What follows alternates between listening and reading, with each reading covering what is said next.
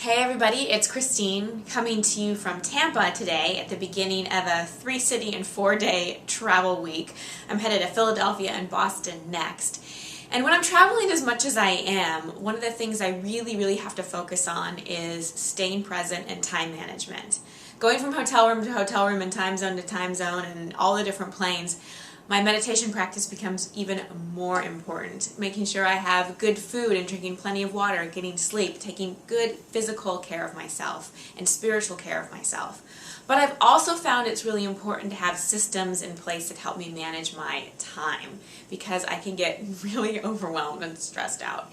And one of my favorite time management systems that I want to share with you today, and you might know it, it's been attributed to both Eisenhower and Stephen Covey, who wrote 7 Habits of Highly Effective People. And it's basically called the Time Management Matrix, and maybe you've seen it before.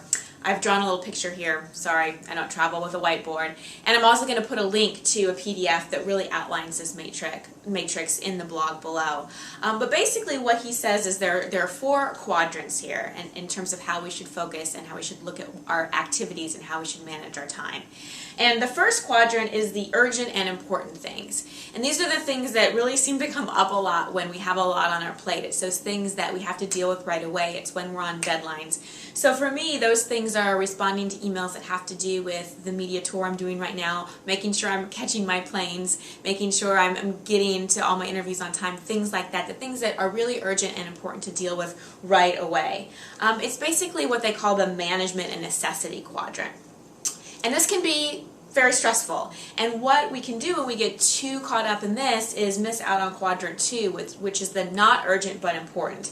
And they call this the quality and personal leadership quadrant. This is where our goals are, where we take care of ourselves, where we have to nurture our relationships. So even though I could spend a lot of time, answering emails and kind of reacting and managing my life, it's important that I have balance here and pay attention to the not so urgent things, that I get my exercise, that I call my friends and family back home so I don't lose touch when I'm still out on the road.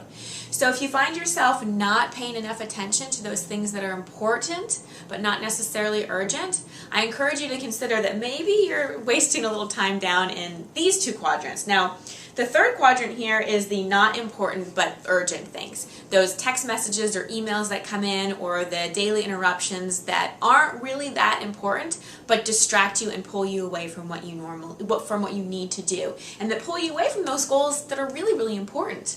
And finally, and this is the quadrant that they say we should all get away from.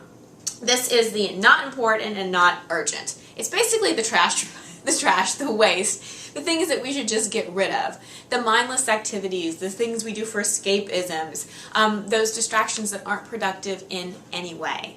So what I encourage you to do, especially if time management is an issue for you, is to go ahead and click on the link that I included in the blog and really look at this matrix and see where you're spending your time. Make a list of everything that you're doing and assign it one of these quadrants. And make sure that you're really focusing on the not urgent but important activities, and you're leaving time in your day to account for those activities that are urgent and important. And when you slip into either one of these quadrants, catch yourself and try to move back up. So I found this very helpful in managing my time, just in terms of how to think about it.